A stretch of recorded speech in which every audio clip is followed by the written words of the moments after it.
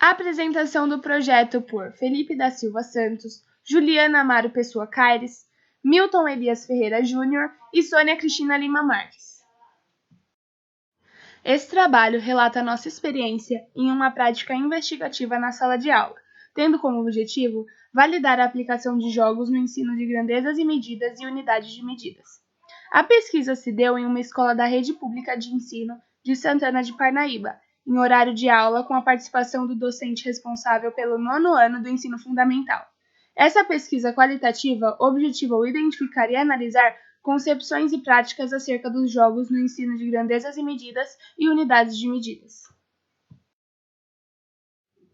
A realidade atual é desafiadora, nos mostrando que o meio de vivência dos alunos chega a ser mais atraente para os mesmos do que o ambiente estudantil.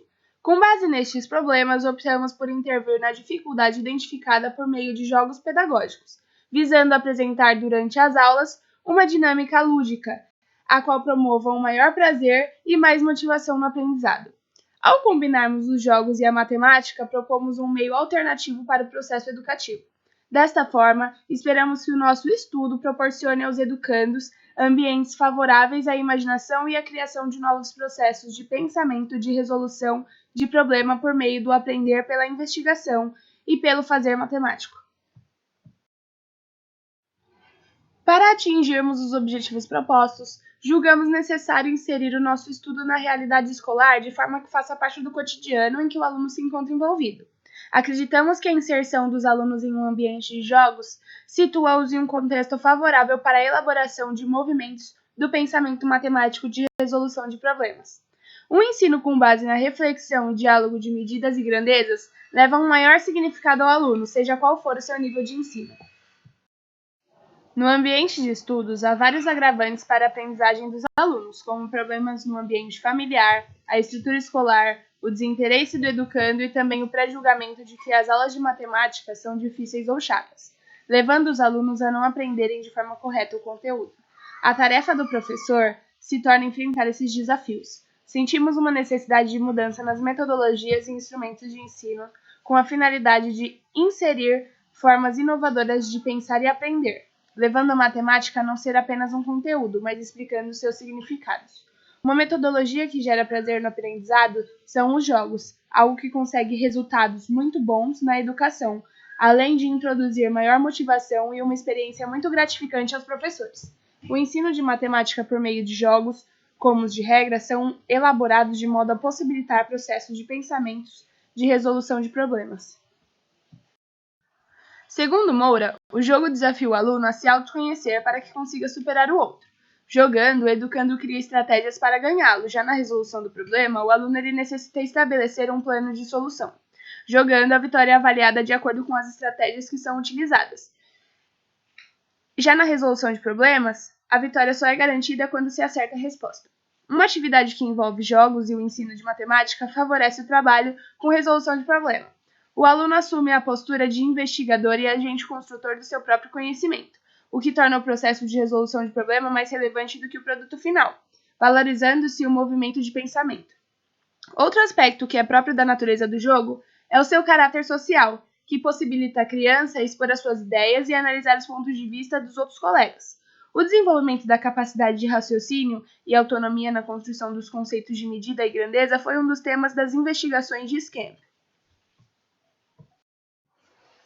A escola escolhida foi o Colégio Municipal Papa João Paulo II.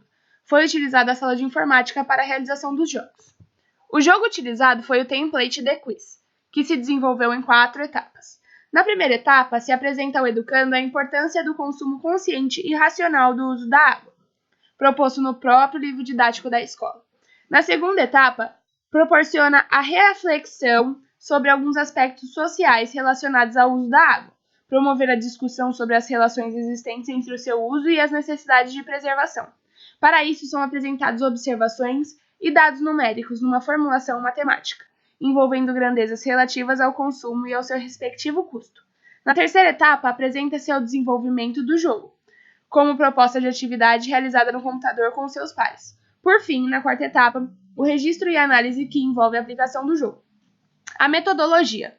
De acordo com o tipo de pesquisa, elaboramos e aplicamos uma avaliação diagnóstica inicial para identificar as dificuldades conceituais do grupo em relação a sistemas de medidas, a fim de dimensionarmos os conhecimentos que serviram de substrato para nossa intervenção.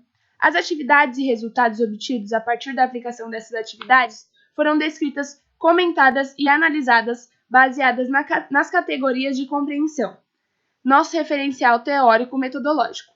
Ao final da intervenção, aplicamos uma avaliação para estabelecer as relações entre a eficácia das atividades propostas e o nível de conceito sobre as medidas e grandezas obtidos na avaliação. Em seguida, ocorreram as entrevistas com os alunos e dinâmicas de grupo. Durante a aplicação da atividade, percebemos uma grande decepção na participação dos alunos, além da diferença da concepção da matemática, saindo do rótulo de que ela é algo pronto, complicado e principalmente chato. Foi possível desconstruir esse conceito por meio da proposição de situações em que o aluno faz parte da construção daquele conhecimento, tratando o professor como orientador para conseguir atingir o resultado. Aprender a matemática por meio dos jogos acaba tornando o aprendizado mais divertido e o aluno entende que ela é uma ciência. Mediante esses depoimentos, percebemos que o jogo para o aluno tem um caráter lúdico ou que o desafio faz parte do lúdico. No jogo, parece-nos que os problemas existentes estão aquém das outras partes de jogo. Em situação de jogo, é preciso evidenciar que é o professor o responsável por traçar os objetivos a serem alcançados por meio do trabalho de exploração dos jogos aplicados e mais, pela mediação na sistematização dos conceitos nele envolvidos. O jogo, pelo jogo, oferece pouca contribuição para o processo de ensino e aprendizagem da matemática. No entanto, se o professor explorar o jogo anteriormente, saberá, ao levá-lo para a sala de aula, melhor intervir nas discussões que provavelmente ocorrerão entre os alunos no momento da sua aplicação. Numa dinâmica de trabalho que envolveu professores e pesquisadores, o tema em questão foi estudado considerando-se as questões teóricas e práticas que o permeiam. A dinâmica de grupo. Os professores veem a matemática como uma matéria difícil de ensinar. Ainda apresentam algumas dificuldades com a prática dos jogos. Reconhecem que a avaliação ainda não é a ideal e têm uma maior preocupação em somar as notas do que estudar os resultados. A análise desses resultados tem forte relevância para o estudo no sentido de favorecer ao pesquisador um maior entendimento acerca dos procedimentos metodológicos estabelecidos com vistas à efetivação de melhores contribuições para o ensino da matemática, bem como para a reflexão sobre a sua prática docente e de outros professores de matemática. Para a finalização desse trabalho, nós concordamos com a ideia de Scamp de que podemos fazer da matemática uma atividade para a construção de conhecimentos de uma forma motivadora, pois a repetição de mecanização de temas apresentados muitas vezes são inatingíveis aos alunos e, consequentemente, enfadonhos. Sugerimos ao professor a necessidade de rever a sua prática em sala de aula, direcionando-a na formação de conhecimentos que propicia aos alunos capacidade de tornarem-se cidadãos participativos, autônomos e críticos, como também postula os PCNs, em seus objetivos para o ensino fundamental.